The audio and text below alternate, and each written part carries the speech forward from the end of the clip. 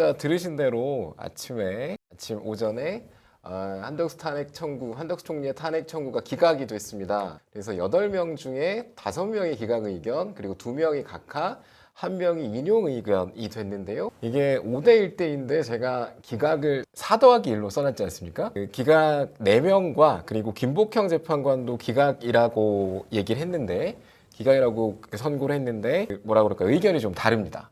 그리고 인용은 정계선 재판관, 그리고 각하는 조한창 재판관과 정영식 재판관, 이렇게 2명이 되겠습니다. 참 각양각색이죠. 5대 1대가 난 건 제가 처음 봤고요. 상당히 복잡한 것을 알 수 있고, 그래서 기각 5명의 이름을 보시고 계십니다. 문영배, 이미선, 김형두, 정정미, 김복형, 이렇게 5명이 기각 의견을 냈는데, 요 4명 제가 4를 좀 크게 써놨죠. 김복형 재판관을 뺀 문형배, 이미선, 김형두, 정정미 재판관은 그 헌법재판관을 임명하지 않겠다고 했었잖아요, 한덕수 총리가. 네. 그 3명에 대해서 여기 나오는, 그러니까 정계선, 조한창, 그리고 지금까지 임명이 안 되고 있는 마은혁 재판관 3명에 대해서 자신은 대통령 권한대행임에도 불구하고 임명하지 않겠다고 한 것, 그거는 위헌이다.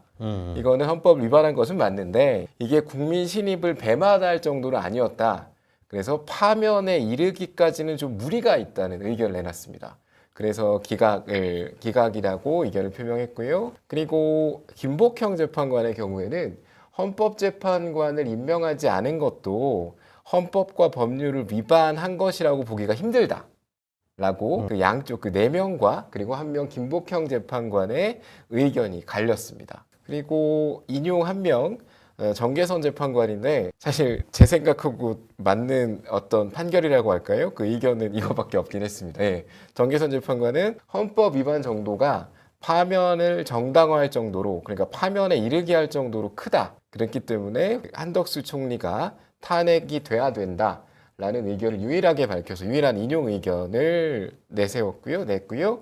그리고 각하는 이렇게 2명입니다. 그 정영식 재판관 그리고 조한창 재판관인데 의결 정족수를 충족하지 못했다. 이게 무슨 얘기냐면, 이게 처음에 한덕수 총리에 대해서 탄핵 소추 의결을 할 때 국회에서 200인이 정족수다 혹은 150인이 정족수다 하는 어떤 논란이 있었잖아요. 네. 그러니까 200인은 대통령 권한대행도 대통령의 권한을 대행하고 있으니까 3분의 2, 300석에 3분의 2, 200석 이상이 되어야 된다는 얘기고, 그 다른, 그러니까 국무총리로서의 정체성을 더 강조하는 입장에서는 과반인 150석만 넘으면 된다라는 의견이 있었습니다.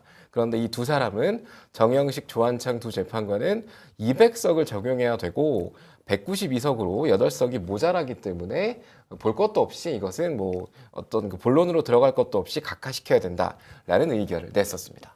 결과론적으로 이제 오늘 네. 헌법재판소에서 판결이 나온 마지막 문장은 기각이었기 때문에 네. 저 의견은 뭐 의견일 뿐인 겁니다. 네. 그래서 다음에 이제 윤석열 판결에 있어서 저 부분, 일종의 그 흠결 문제, 절차상의 문제, 이런 부분들은 다 해소가 됐다고 봐야겠죠. 그러니까 그렇죠. 이제 각하가 나올 가능성은 없어졌다고 없어진 해도 거. 없어졌죠. 무리가 아닐 것이고, 네네. 네. 요 얘기 잠깐 해보면 저희가 각하를 좀 우려했지 않았습니까? 그렇죠? 네네. 기각은 어려울 것이다. 오히려 국민의힘 네. 쪽에서는 이제 윤석열에 대해서 기각보다는 각하 쪽에 더 무게를 들고 그동안 쉴드를 쳐왔었는데 네. 네. 그게 이제 어렵게 된 겁니다.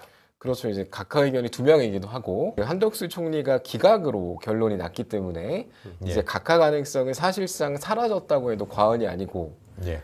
그런데 이제 기각 가능성이 적게 본 이유는 모두 헌법재판관들이 자신의 의견을 적어야 되잖아요. 네. 그러니까 네. 근데 이걸 어떻게 그냥 아예 볼 것도 없다. 그냥 이거는 그 어떤 요건이 충족이 안 됐다로 얘기하는 거는 어쩔 수 없어도 이거를 기각으로 판결한 다음에 그 이유를 적는 게 더 괴로울 것이다. 뭐 그런 예측이었잖아요. 예. 그래서 일단은 각하가 되지 않고 기각이 된 것이 윤석열에 대한 선고에 대해서는 조금 우리가 그 마음을 놓게 하는 요인이 아닌가 싶습니다. 저는 이제 오늘 그 헌법재판소 판결을 네. 보면서 제일 황당했던 것 중에 하나는 결국 우리나라 사법부가 대상에 따라서 소위 법리의 해석이잖아요, 판결이. 네. 법리의 해석이 고무줄이구나. 자기들 마음대로구나. 예, 예. 일단 한번 보세요. 헌법을 위반한 건 맞는데 파면을 할 정도로 중대한 사항이 아니다. 거의 궤변에 가까운 이야기인데요. 더더군다나 그 지체 없이 임명해야 된다의 지체 없이라고 하는 것의 해석 보셨습니까? 예, 봤습니다. 예, 그 지체 없이라는 게 어떤 판례나 선례나 이런 곳 속에 그 지체 없이가 1시간인지 하루인지 뭐 그런 게 없기 때문에 지체 없이 하지 않았다라는 걸 위법하다라고 볼 만한 증거가 근거가 없다. 네. 없다라고 한 거예요. 근데 한번 이 상황을 이재명 대표 재판에 한번 우리가 대치를 해보면 지난번 선거법 위반에 대해서 1심에서 중형을 때리지 않았습니까? 근데 그렇게 따지면은 검찰한테 엄청나게 유연하게 해석해 준 거예요. 공소장을 조작했잖아요. 막 짜집기를 하고. 네. 그것이 공소를 기각할 만한 사유는 안 된다. 이렇게 얘기한 거고. 사진을 조작했잖아요. 그거를 증거로 채택하지 않을 만한 것이 안 된다. 그때그때 상황에 따라서 대상이 누구냐에 따라서 고무줄식으로 판결을 하고 앉아 있는 겁니다. 네. 그러니까 이제 재량으로 위임한 것들이 있잖아요. 명확하게 뭐 지금 말씀 주신 대로 뭐 며칠인지 몇 시간인지 이걸 규정하지 않은 것이 있는데 그 재량에 대한 판단이 너무도 뭐 민주진영이라고 뭐 우리 편이라고 하는 데서 너무 가혹하게 하고 그리고 오늘 한덕수 총리 같은 경우에는 지체 없이가 열흘이 지나도 명확한 근거를 찾을 수 없기 때문에 이거는 파면에 이르게 할 수 없다. 이건 너무 귀에 걸면 귀걸이, 코에 걸면 코걸이 판단이 아닌가 싶고 이제 앞으로 네. 어떤 국민이 헌법재판소의 판결을 이해하고 수긍하겠습니까? 본인들조차도 8명이서 이렇게 의견이 분분하고 5대 2대 1이라는 말도 안 되는 이런 결과를 내놓았으니 이제 누가 법을 믿겠습니까? 헌법재판관들조차도 자신들 마음대로 해석을 해버리는데 이게 법이 이래도 되는 겁니까? 그러니까 뭐 저 상태로 가면 돈 많고 힘 있고 권력이 있으면은 사기를 쳐도 죄를 사기는 맞으나 중형을 때릴 만한 죄는 아니다. 그 처벌까지는, 심지어 뭐 사람을 네. 폭행해도 그럴 거예요. 예. 그러니까 귀에 걸면 귀걸이, 코에 걸면 코걸이. 한마디로 다 개소리고요. 네. 아무튼 이번에 이 판결로 인해서 앞으로 헌법재판소조차도 존립에 네. 문제가 생길 가능성이 매우 높아졌고 이런 식의 판결을 하게 된다면 모든 법률적 조문들을 다 뜯어 고쳐야 되는 그러니까 시급성이라는 거에 대해서 다 시간을 다 부여해야 하는 뭐 24시간 이내, 48시간 이내 이런 식으로 뭐랄까 헌법을 다시 재해석해서 고쳐야 되는 일들이 벌어지게 된 거죠.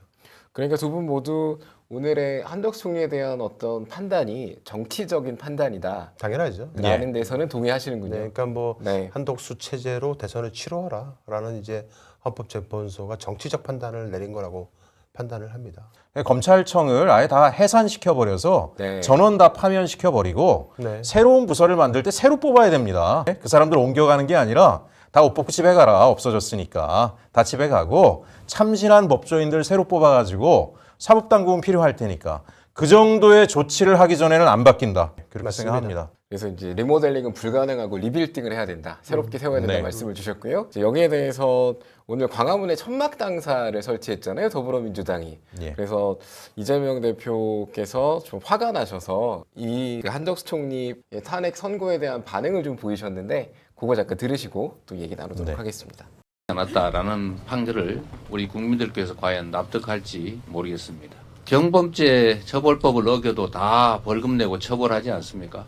우리 국민들은 형법 조항이든 식품위생법이든 조항을 어기면 다 처벌받고 제재받습니다. 그런데 대통령 권한 대행은 헌법이 명확하게 정한 헌법기관 구성 의무라고 하는 헌법상 의무를 명시적으로 의도적으로 악의를 가지고 어겨도 용서됩니까? 이 점에 대해서는 우리 국민들께서 판단하실 것으로 믿습니다.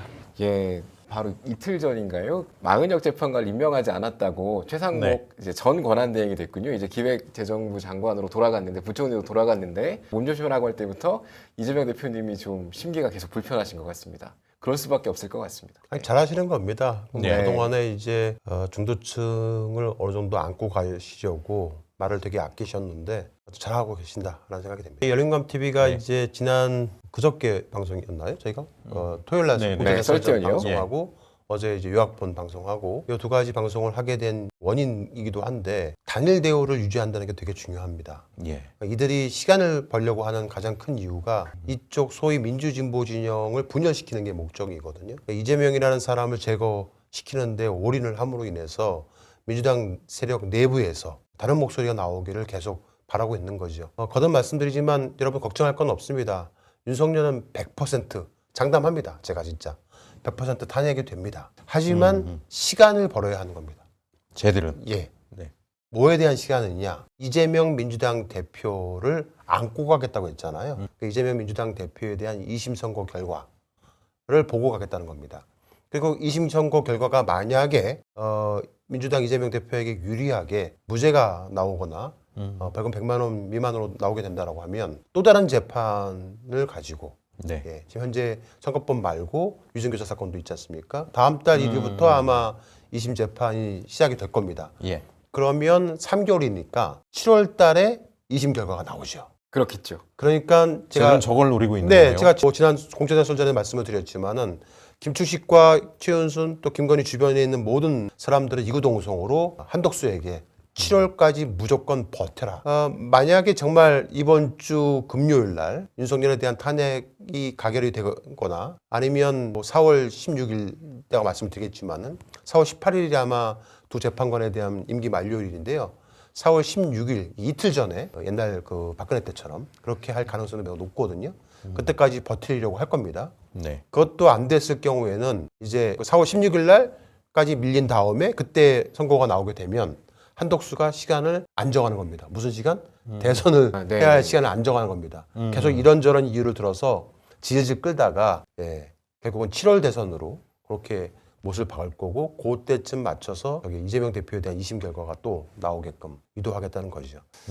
네, 이게 무서운 그들의 이제 방법이 있는 건데 끝까지 이재명 대표를 끌고 들어가겠다는 겁니다. 그래서 오늘 이렇게 5대 2대 1이라는 좀 신기한 결과가 나오다 보니까 보수 언론들은 이제 이러한 뭐라 그럴까요? 뭐 프로파간다라고 할 수도 있을 것 같은데 네. 민주당이 불안해하고 있다. 그러니까 이제 네. 저는 뭐 타이틀을 잘못 걸었다고 생각을 하는데 민주당이 불안한 게 아니죠. 네, 자기들이 불안한 거예요. 자기들이. 그렇죠. 네, 그건 뭐 말이 안 되고요. 제가 드리고 싶은 말씀은 뭐냐면 이건 진짜 꼭 민주당 의원님들에게 그리고 민주당 당직자들 또 민주당 당원 여러분들에게 부탁드리고 싶은 말씀이기도 합니다. 지금 현재 내일 모레면 이재명 대표에 대한 선거법 2심 결과가 나오잖아요. 네. 그런데 민주당 내부에서 너무 소리가 안 나와요. 너무 조용합니다. 네. 지금 민주당 의원이 몇 명입니까 총? 어마어마하게 많잖아요. 예. 탄핵 전국에 자신들 개인 정치할 때가 아니에요.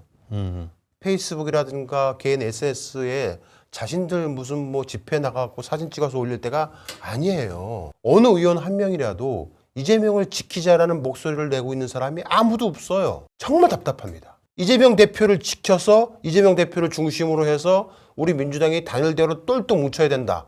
혹시라도 이번 수요일 날 이재명 대표에 대한 2심 선고 결과가 잘못 나온다 하더라도 우리는 절대 흔들리지 않는다.